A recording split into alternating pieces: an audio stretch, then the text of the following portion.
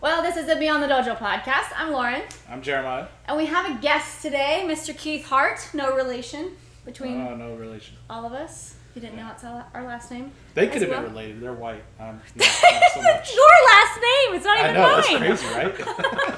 He's got some white in him too. It's cool. So Keith, you just tested for Showdown, so that's why we had you on. Can you give us maybe like some of your background, like pre-karate type stuff, athletics, like where you grew up, that kind of thing?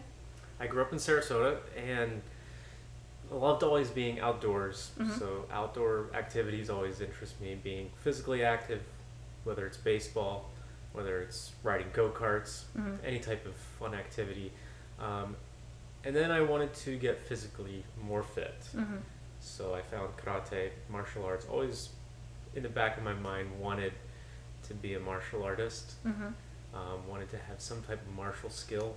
All right, so I'm going to interrupt. As a child, who was your martial arts influence? So, for me, it was Karate Kid because, you know, at that age, that was the most influential. How about you? Mr. Miyagi. Mr. Miyagi. Mr. Miyagi, not Daniel-san. No, not Daniel-san, no. Huh. There you go. He was... Not so good. All right. Dude, that actor after all these years, like, Yeah. never actually learned any karate. So I don't Yeah, it know. was always Pat Morita. Yeah, Yeah, Pat that's Morita's it. got it, Yeah. man. So how old were you when you first started karate? 16. Okay, so you started quite a while ago. Did you take a break at some point? I did. I went to college and forgot about karate for a few years. Okay. And then started training after I moved back to Sarasota. So who was your original instructor? Rick Houghton. Oh, okay, so you Yeah. started at 16 with him, so you've been Yes. with him for a long time. Yeah. Gotcha. Yeah. Okay, all right. So, I did not know that about you. My very first karate lesson What was right? was with Rick Houghton. Nice. Yes. Interesting. nice. Yeah. Which dojo was he at that time? It was Westwind. It's always been Westwind Dojo, but we were at Gold's Gym. Oh, okay. So we had a huge wooden basketball floor. Nice. Or court. It was big floor, lots of mirrors. Yeah. Yeah. How was that atmosphere, like training in a gym setting, like being a karateka in a gym setting? How was that? Did you notice anything? It was or- my first class. It was Yeah. like the first time I had never been in a dojo before. Mhm. So I had no expectations, just go in and start training. How long did you train at that point when you were 16? Started when I was 16 and then left when I was 18 to go to college. Okay. So for 2 years there. Mm-hmm. And then he transitioned into the Lakewood Ranch Dojo. But that was when I was in college. So sometimes I would come back once or twice a year Mhm. just for a class.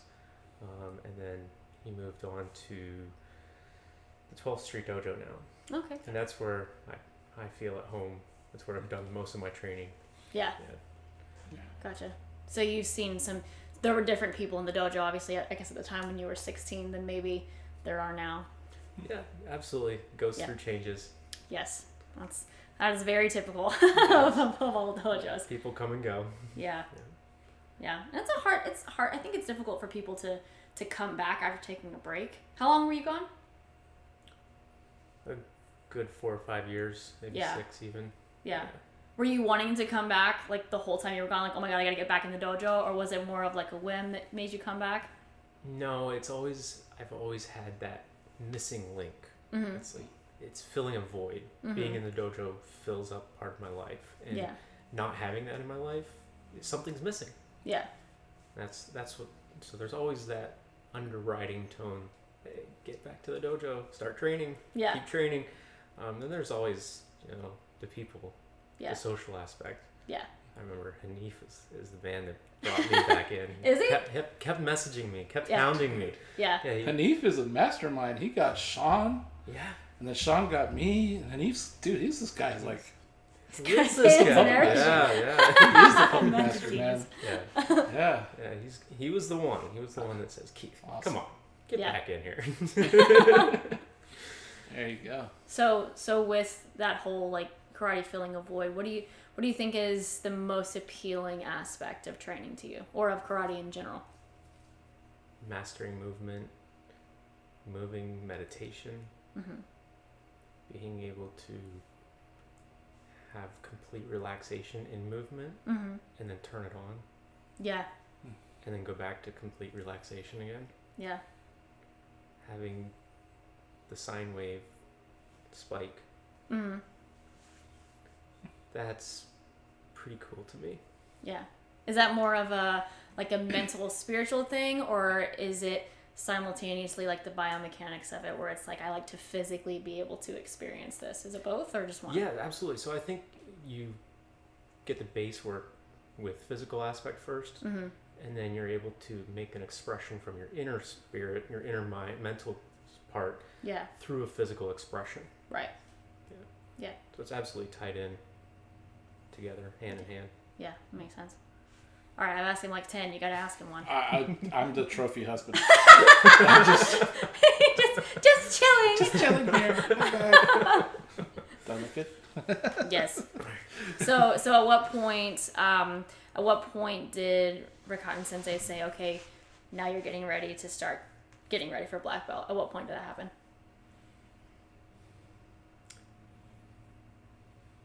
Well, There's maybe always- describe how you came up in the ranks, because I know Sensei Hutton kind of does it differently than most people. In most dojos, there's a very regimented schedule. You test every so many months or whatever, and then you kind of move forward.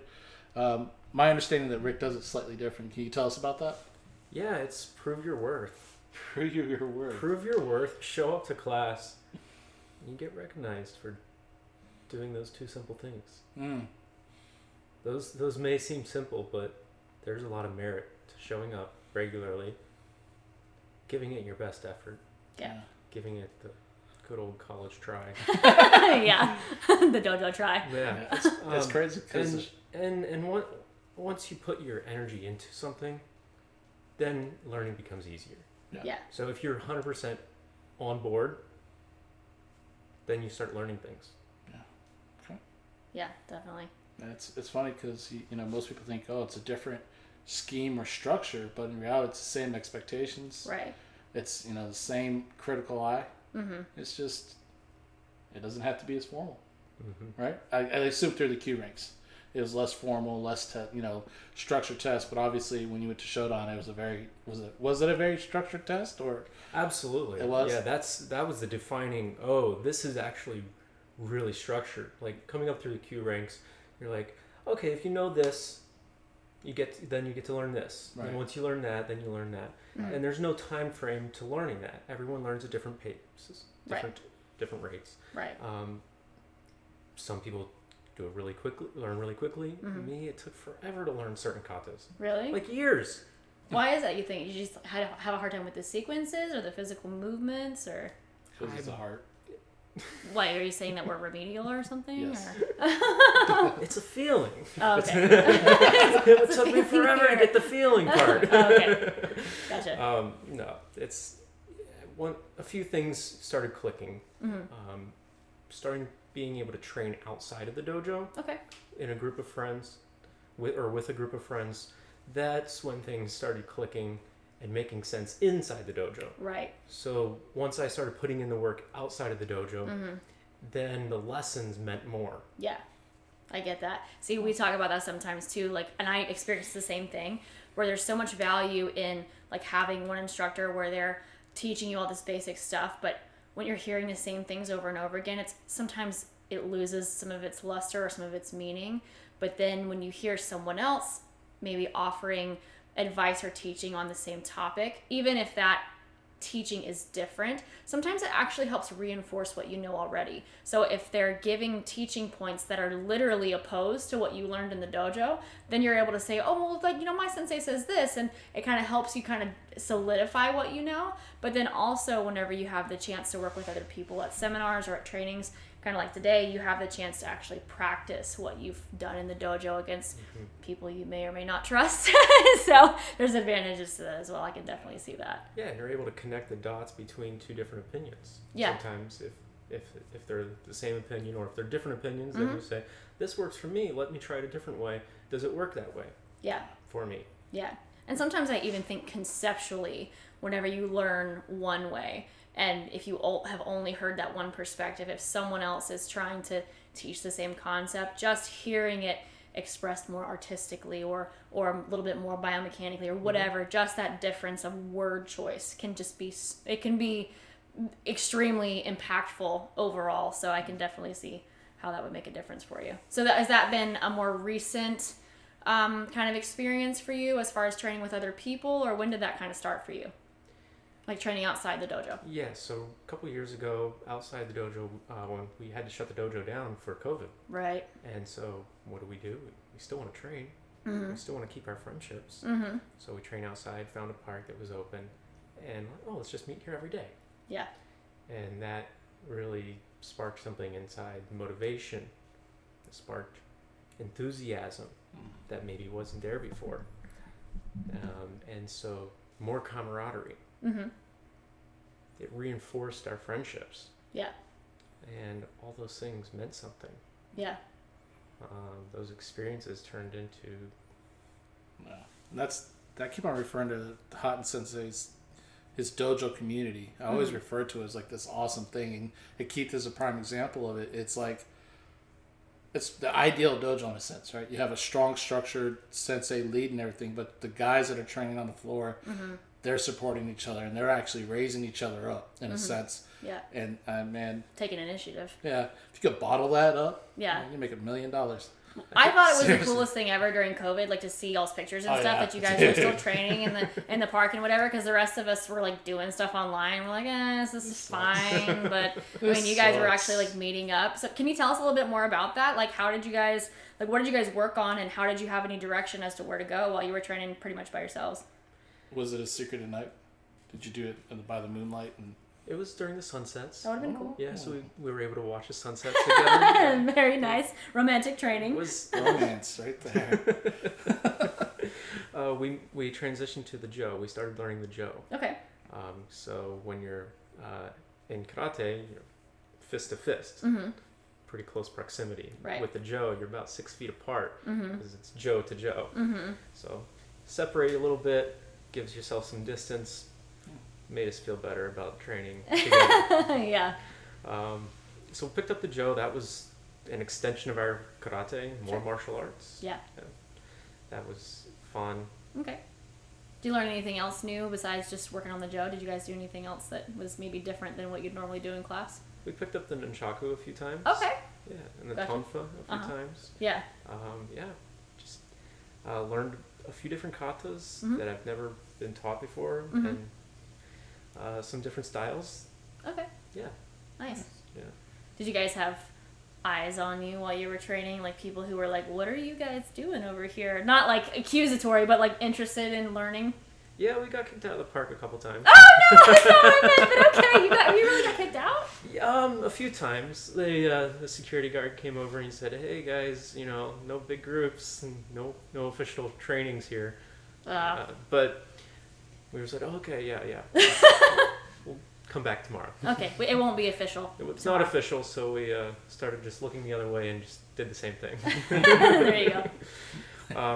A few people were out biking or walking the park, and they stopped by and they said, oh, is that Taekwondo? Oh, yeah. The typical, Yeah, I got my yellow belt in Taekwondo when I was 8.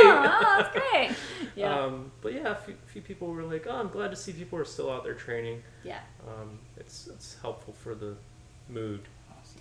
Yeah, I was talking to actually a new client yesterday, and she was talking about COVID and just how mentally it was so devastating for so many people, and how it was just anything you were involved in at that time, it was just so difficult to keep going. She actually was a Peloton user, so that became a big thing at that time, and she was saying that she got so sick of seeing how happy the instructors were that she stopped doing Peloton, which sounds terrible, but it makes sense that a lot of people just got to that point where they didn't really want to engage. So it was really inspirational to see you guys like being able to have a community that was still able to persevere in such a crazy time. For an entire year, maybe a year and a half, it was the highlight of every single day. Yeah.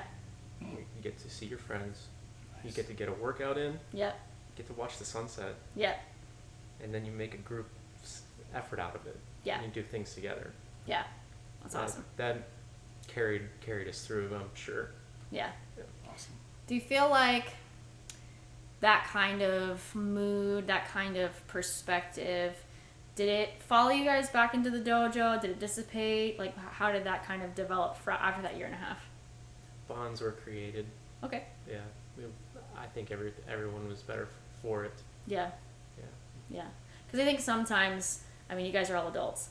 Sometimes I think it's difficult to start building that core, start building that group of people who are adults who have, in a lot of cases, a deeper appreciation for a martial art. It's harder to get them in the dojo. So once again, I still think it's really cool that you guys are able to like create all those bonds as adults around a martial art and actually like have this thing where like, hey, we're enjoying this, we're building friendships, we're learning something cool. So I like it. So what were some of the steps for you to get ready for Showdown? Like beyond training, I assumed you went to every class. Yes. All right. Beyond that, did you do anything extra to get ready for it? Yes. And was it all helpful? Yes. Okay. Every time I put a dogi on and start throwing some punches and get down in forward stance, that's helpful. Training time, just more training time, is always helpful. Yeah. I think about 6 months before my test, Sensei said, Keith, you got 6 months, and then we're gonna. Cool. I think you're gonna test. Nice. Awesome. And then he said you're gonna want to get as much training time in as possible. So I reached out to my senpais and I said, when can I train with you during the week? And they said, one said, on this night I'm free. Another said, on this Saturday I'm free. And so I just Do it. Just messaged them and said, let me come train. And then I was able to go train with one of my senpais out in Denver. Nice. We moved some furniture in his house and made some training space and trained for a couple hours. That was lots of fun. Yeah. And then, just being able to go around and train with as many different people or as many opportunities to put my dogi on and start training. Even didn't have to put my dogi on. Sometimes I just go to Dan's shop after work in my jeans and t-shirt and take my shoes off and just put in the work. Put in the work. Yeah. So go ahead. what created the most anxiety about the test? Like, what was the thing that was the Mount Everest for you? Like, was it the basics? Was it kata? What scared you the most? So I think my favorite part about not having too much anxiety was my sensei's not going to test me unless he knows I'm ready. Right. And so you have a different mindset going in. Like, oh, I know everything I need to know. Do I have the spirit to prove that? Right. Do I have the endurance to go through that? Yeah. So then it's building up those months leading up. It's building up the physical condition. Yeah. So. We take that approach with our students as well, where I can see advantages, maybe mental fortitude of not knowing if you're ready, but we do take that approach of like, we only ask you if you're ready to test. Your responsibility now is putting in the work ahead of time to making sure that what we have seen, you can perform on that day. So that's a lot of pressure in and of itself without having to wonder like, oh my God, am I actually ready to take this test? So I get that. And what was your favorite part of the test then? Busted Justin's face. Yame. Yeah, right at Yame after Kumite was done. Yeah. Oh, thank you, Jesus. Oh no. Like, I can breathe another breath now. Yeah. Was it like rounds, or did you guys was it like one step semi-free? How did you guys do your sparring on your test? Yeah, one step, one person, Okay. and then semi-free with one person, and then multiple attackers, leading up to 2 or 3 attackers at the same time. Just Kumite, Randori, getting out of the way, using up the whole dojo space to. Like you're sparring with one person and then they step out and the next person steps in, kind of thing, or it led up. That was one phase of it. Oh, okay. And then it led up to multiple attackers at the same time. Okay, that would have been tough. I don't know if I could have handled that on my Shodan exam. Oh my God. Yeah. Well, I'm glad that you're alive, Keith. We're glad that you're here. Me too. Nice. Any memories you want to share from the test? Any memories I want to share from the test? I think the most memorable or impactful part for me was people flew in from out of town for the test. Yeah. They They showed up. Yeah. This was a big deal for me. Yeah. One of my greatest accomplishments, I would say, in life so far. Yeah. I put in some work. I learned something. Yeah. I can prove that I know this thing. Yeah. To this level. Yeah. That was pretty cool to watch from the outside in. Like, watching everybody come in and being hyped up for you. It was like, dude, this is freaking awesome. Yeah. And then I got jealous. I was like, why couldn't they have done it for me? Whatever.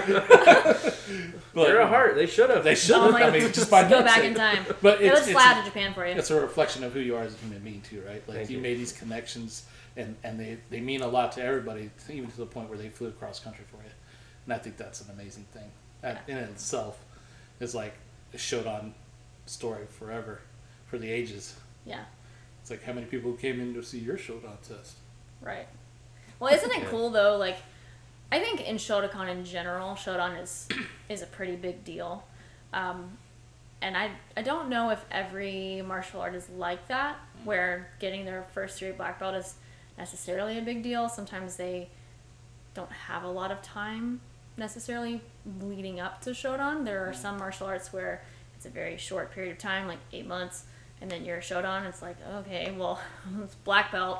But everyone has different standards, I guess. So it is quite the test of not just physicality, but spirit and character to continue on with something. You trained for 9 years, right?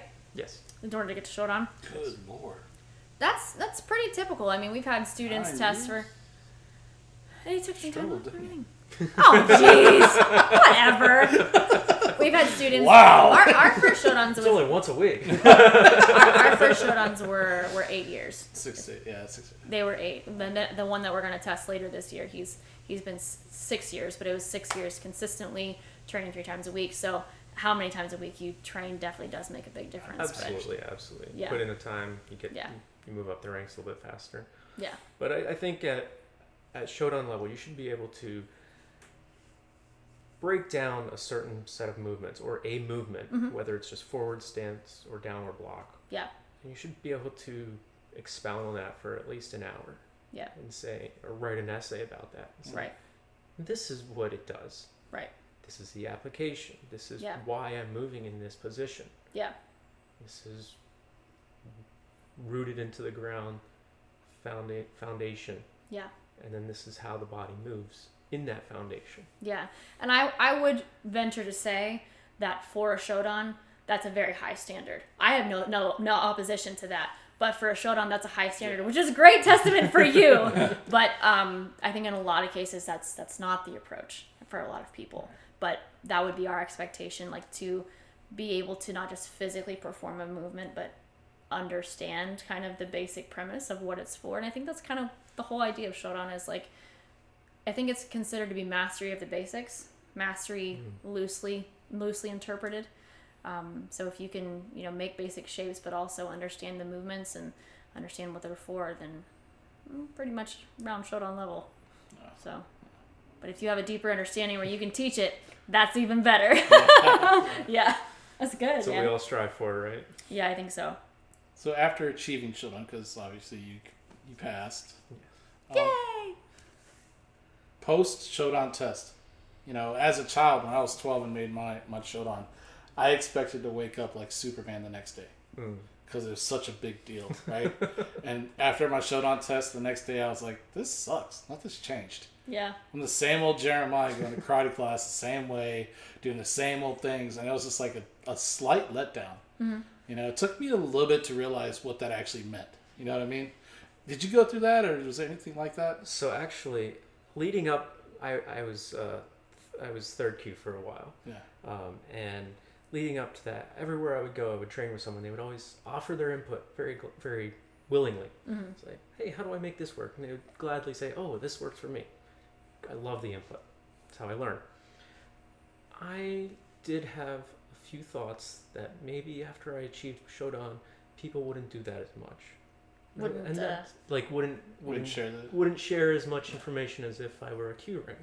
So I did go through that. Mm-hmm. And I think it's just how you approach it. Like, if you approach something with an ego, someone's not going to teach you as much. Right. They're not going to be as willing to teach you. So as long as you can approach it, say, with humility, I'm just here to learn. Yeah. And still have that childlike sense of learning, then people will still teach me. So I did walk myself through those thoughts. That's a conclusion I came to. Yeah. After achieving such a big goal, typically people have to reorient themselves because that's been the focus for so long. Now it's like, okay, what's next? So Keith, what's next?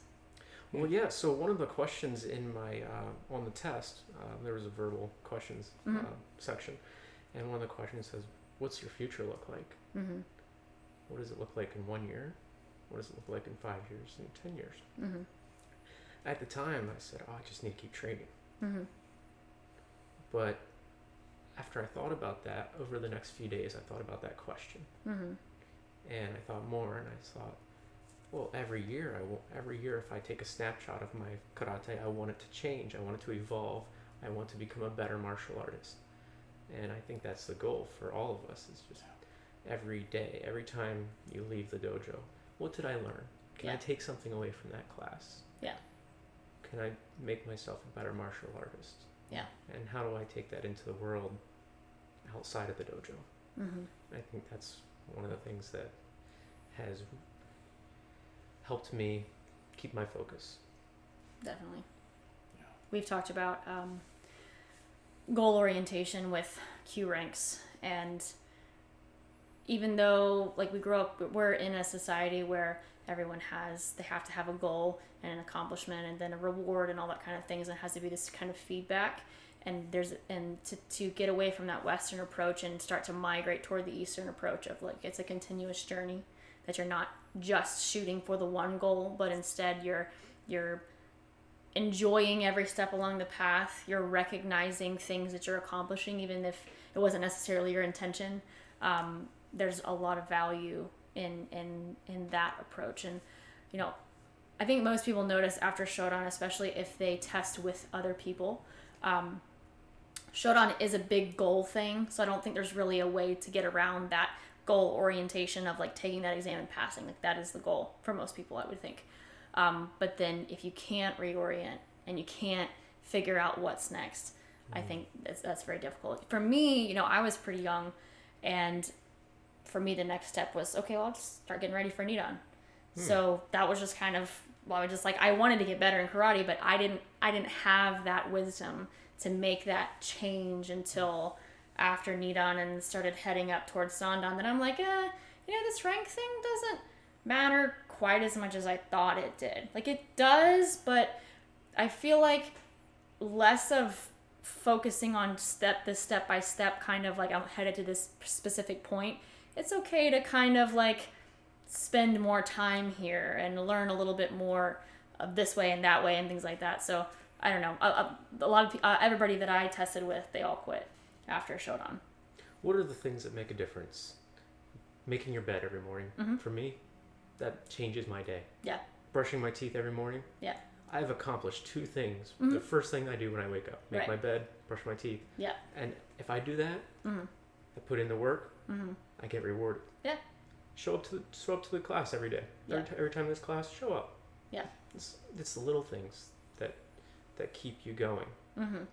Might seem like a little thing, but the little details are actually life-changing. Yeah. Just in the details. Yeah. Awesome. Executed consistently. Well, it's good to talk to someone that's your age, Keith, and watch you train and watch you kind of go up in the ranks a little bit and be like, you know what, there's hope for the future, right? Seriously. Yeah. You know what I mean? Like we aim to create karateka for our life, a lifelong journey and everything, and we can't guarantee everybody's going to take on and jump on board with it. But to see guys that do, it's like, yeah. You know, it's not this, we're trying it, it'll never happen. It's like, there are people hope out there who there's people do who, take that who path, like yeah. this and appreciate the same things we do. Yeah. In a sense of like, you know, obviously we're not the same person, but there's a kinship there of kind of the desire to get better, the desire to continue to do what we're doing, and not for acclimates or any rewards. It's just personal growth, right? And you can enjoy that. Yeah. That's, I think, is one of the coolest things about karate. Yeah. Right, and that's cool to see you doing it too. So the other thing, I think, Sure. What are you training? What are you working on? Okay, so we always end every podcast with talking about what we're working on. So just so you know, we'll get to you in a minute. We'll get to you in a minute. Give me a second to think about it, son. Don't answer wrong. So I had to take a few weeks off. So right now, getting back into a regular training regimen is kind of what I'm working on. With today's training, it was actually like really difficult the first 30 minutes. Like you don't realize how much stamina you lose when you don't train as often. Yeah. So building that strength back up definitely. And some of the things I was kind of focused on today in class was like, I still am always focused on like consistency with some of the like actual movements that I'm doing. So like I was working on quite a while ago, I was working on Chinte and transitioning in the Fudodachi from the Tate Shuto into the Gyakuzuki in front stance. The hip hand timing is like, that still is just, it's crazy like how bad you can mess that up, how bad I can mess that up. So I was literally just thinking about hip hand timing in reverse punching in general. So a lot of times if I have times like that where I'm veering off course from what I was working on, I try to go back to reinforcing, what I've been working on before, because Lord knows you can forget it easily and go back to doing exactly what you did before. So for today, that's what I was working on. Yeah, for me it's the same combo. I'm still working on that jab, shift the foot back down, block, step, and punch thing. And just the shifting of the feet and all that. Getting more comfortable with it, so it's not so deliberate, not so contrived. I just do it. So it's a lot of repetition right now with that. And then the pivot, the reverse punch, jab, repivot. Reverse punch and then pivot and jab thing. It's jab. Whatever. Pivot. That move. Yeah, where you pivot 90 degrees with the jab. What are you working on with that? Just posture and getting my rear leg to kick in more. Like I'm twisting my shoulders, but I'm not shoving off with my leg, and I'm trying to really like shove with my leg rather than throwing the shoulders into it. Because what I would do before is I'd stick my butt out and swing my shoulders to punch, right? Yeah. And then my foot would just step afterwards as an afterthought. And I do that. If you're gonna pivot, if you look at any like basketball player, football player, when they go to pivot, it's all footwork, right? And what Steve was saying is that I don't have any drive off my rear leg, so I was trying to flick it to work it and got better at it, but still got a lot of work. That's how it be sometimes. It's how it be all the time. Yes. Welcome to my world. I am a slow learner. Well, we all have something that we're remedial at. Yeah. And Keith? What am I working on? Always getting my stances deeper and getting that extra little stretch when I'm in downward block. It's like squeezing. Hey, when we were doing that drill earlier, I was like, dang, look at Keith's hickey day. Like that elbow was just like pulled back. I'm like, daggum, all right, so I'm fixing mics. I'm looking at Keith. I'm like, oh my God. Yeah, trying to get the hips stretched when I'm in Hamne, get them fully open, and then getting that contraction fully towards the front when I'm pushing towards the front, getting everything focused towards the front. So just making the extremes more extreme, and then after training, just trying to stretch more, because after you do more physical exercise, you need to keep up with the stretching, otherwise things tighten up. So trying to keep stretching more, keep that flexibility going as I'm training, getting more powerful techniques. I'm going to go out on a limb here and kind of give my opinion. I feel like Nidan, that is kind of like when you're getting past shodan, that's kind of what you're doing, is like trying to be like basically be more athletic at what you already know. You feel like that's kind of how it is? Nidan is kind of like an athletic type rank. Anyway, just throwing that out there, like you're doing, like to me, that totally makes sense. That progression from shodan and then going into deeper stances, getting all the little fine points. Yeah. I think Keith said it best. He's like, I'm going to the extremes. Right. And I think Nidan is that. That's what that's about. It's like, how well can I kick? How well can I punch? How fast can I go? For me, it was how high I could jump and conk the show. It was like very athletic things, but it was to the extreme. Yeah. So I feel like that's Nidan for sure. We're not trying to put anything in your head. Just saying. That's what let's not get if we're not even going to talk about the rank, the progression from shodan, I think would be that you're being more athletic. And then Nidan Asanan was more subtleties, right? You started taking away the athleticism I don't remember. And it become a little bit more subtle and not controlled or contrived, but just not as wild and smaller movements, but still having the dynamism. You still have the dynamic movement, Yeah. but it's just controlled better. It's smoother, right? Yeah. I think that's the idea with what's neat on Asana is that you smooth a lot of the hiccups out of it. Yeah. Awesome. Well, thank you, Keith. It's been Thank great you, having Keith. you. No, thank you. Yeah, great little talk. Keith is, I don't think we did mention that he's Rick's student, all that. Yeah, we talked about Rick All a few right, times. Down at Westland Dojo, Rick Hutton. Yes, down in Sarasota. Yeah, we mentioned that. Yeah. we mentioned it in passing. My bad. All right. Well, thanks for watching, Thank guys. you. Bye, guys.